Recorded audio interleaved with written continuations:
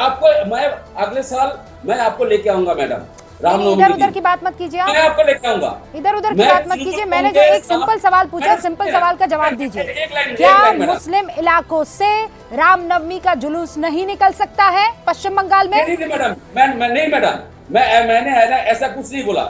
मैं आपको बोल रहा हूँ जहाँ पर तृणमूल कांग्रेस रामनवमी पालन कर रहे हैं, यहाँ तृणमूल कांग्रेस के पास एक भी हथियार नहीं है मैडम।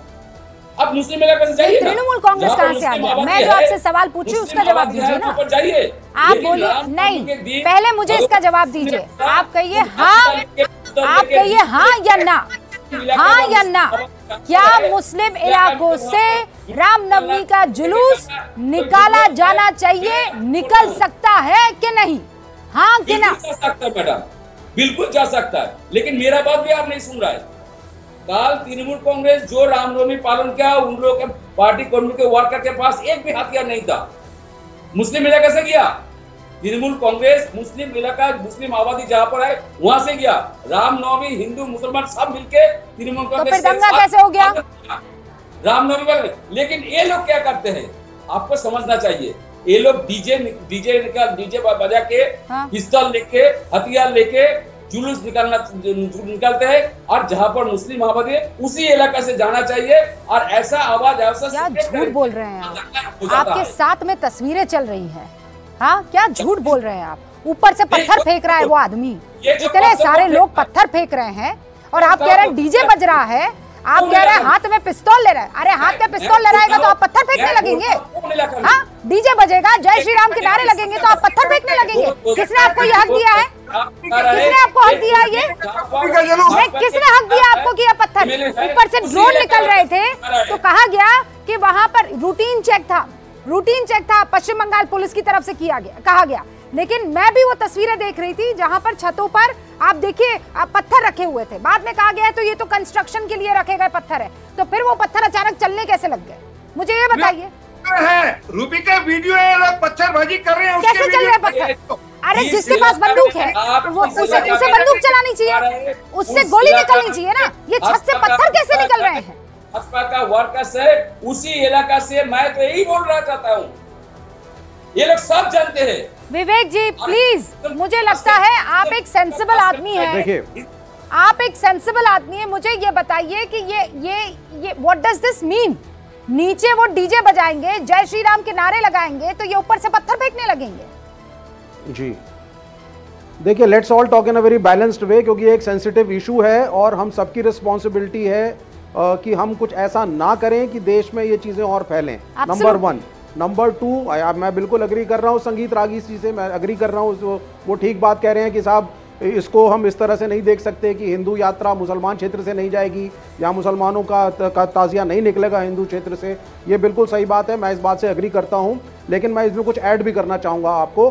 जहांगीर की वायलेंस के बाद और दिल्ली दंगों के बाद बहुत से पुलिस अधिकारियों के साथ जो हम लोगों की मीटिंग्स होती थी और हम लोग उनसे नोट्स लेते थे पर्सनल एडमिनिस्ट्रेटिव प्रॉब्लम्स पे, तो वो उनका कहना था कि कई बार सिचुएशंस ऐसी हो जाती हैं दोनों तरफ मैं कह रहा हूँ, मैं किसी को सिंगल आउट नहीं कर रहा, मैं उसमें हिंदू और मुसलमानों के कुछ जो है जो सेक्शंस जो क्रिमिनल हैं, पॉलिटिकली मोटिवेटेड हैं, वो वोट बैंक की राजनीति से या किसी अन्य कारणों से दे आर प्रोवोकेटिव। नहीं Praveen ji, both the communities, let us not single out one of them.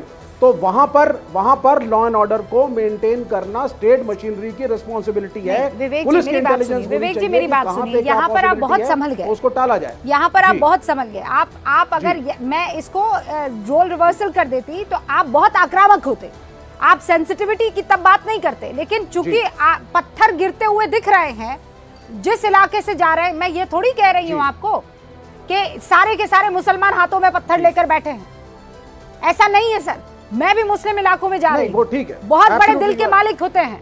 मैं गांव मोहल्लों में जाती हूँ, इस वक्त मोदी वतन मुसलमान करने के लिए सर आंखों पर बिठाता है मुसलमान। गांव के मुसलमान को आप देखिए, इतना मासूम है, ये उसको कोई भी बरगला देता है, वो बहुत जज्बाती आदमी। लेकिन ये जो पत्थर फेंकने वाले हैं ये बहुत खतरनाक लोग हैं, ये पूरी कौम को बदनाम करने वाले लोग हैं। और प्लीज इनको डिफेंड मत कीजिए, आप बिल्कुल डिफेंड मत कीजिए इनको। आप नहीं, हम डिफेंड नहीं कर रहे किसी पत्थरबाज को, रूबिका कोई डिफेंड नहीं कर रहा है। हमारा देश है, आगे बढ़ना है, सबको साथ मिल करके रहना है। Taking sides is what I believe the right wing forces want over here, और इसमें हमें नहीं फंसना है। ये मामला चूंकि सेंसिटिव था, मैंने आपको रोका नहीं। एक सेकंड में आपको मैं दर्शकों को कुछ तस्वीरें दिखा देना चाहती हूँ। गृह मंत्री अमित शाह एक रोड शो कर रहे हैं, और चूंकि वो इस वक्त जब हम डिस्कस कर रहे हैं तब ये रोड शो हो रहा है। कहा यह जा रहा है कि भारी तादाद में लोग जो है वहां पर उनसे मुलाकात करने के लिए और उनका इस्तकबाल करने के लिए पहुंचे हैं। ये तस्वीर है टेलीविजन स्क्रीन पर आपके सामने। गांधीनगर में कल उनको नामांकन करना है, और उससे पहले ये देखिए आप, इसे कहते हैं ताकत का मुजाहिरा करना। अमित शाह देश के गृह मंत्री इस वक्त यही करते हुए, हालांकि आप भी जानते हैं कि अब चुनावी मैदान, चुनावी बिसात बिछ चुकी है, और वहां कोई राजा है ना रंक है, सब के सब एक हैं, और ऐसे में वोटर सबसे बड़ा बादशाह है। ये तस्वीर आपके सामने है, कल नामांकन करने वाले हैं गांधीनगर में, और रोड शो में ये देखिए आप, भारी भीड़ इस वक्त उमड़ी हुई है। और कल ही आप जानते हैं कि 102 सीटों पर हिंदुस्तान में पहले चरण का 2024 लोकसभा चुनाव होने वाला है। आरपी सिंह साहब, ये तस्वीरें बहरहाल क्योंकि बड़ी खबर थी, बतानी जरूरी थी, लेकिन अब पश्चिम बंगाल में बार बार कहा जा रहा है चूंकि आपकी सरकार नहीं है, आप लोग माहौल खराब करते हैं। आपने वहां पर एक पूरी टीम बैठा दी है। देखिए, पिछली बार जब ये इसी प्रकार के दंगे रामनवमी के जुलूस पर हुए, उन्हीं दिनों में हुए, तो कोर्ट से ऑर्डर के अंतर्गत एनआईए का तहकीकात की जा रही है।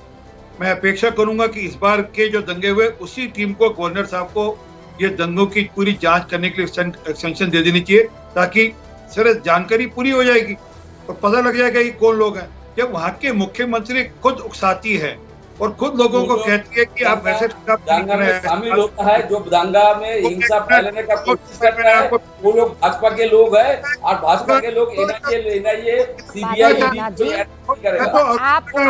आप इस तर्क से नहीं जीत पाएंगे। आज आपके सारे तर्क कुतर्क थे। आपको जनता ने पश्चिम बंगाल की जिताया है, दीदी को उस कुर्सी पर बिठाया है, दीदी को ताकत दी है, और अगर उस ताकत का इस्तेमाल दंगा रोकने के लिए दीदी नहीं कर सकती है, तो फिर सीधा सवाल यह है कि दीदी कुर्सी पर कर क्या रही हैं। आप सभी का